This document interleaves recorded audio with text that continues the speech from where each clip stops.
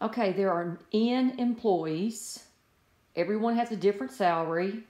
We're trying to figure out what the median salary is. And the median is when you put your salaries in increasing or decreasing order, however you want to do it.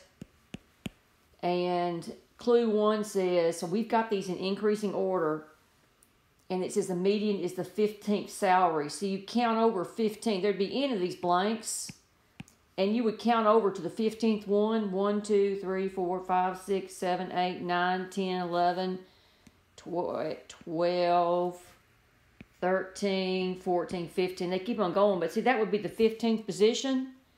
But I don't know what number's there. I don't know what salary it is. So I can't tell what the, I don't know. I just know it's the 15th position, but I don't know the amount. So that doesn't work.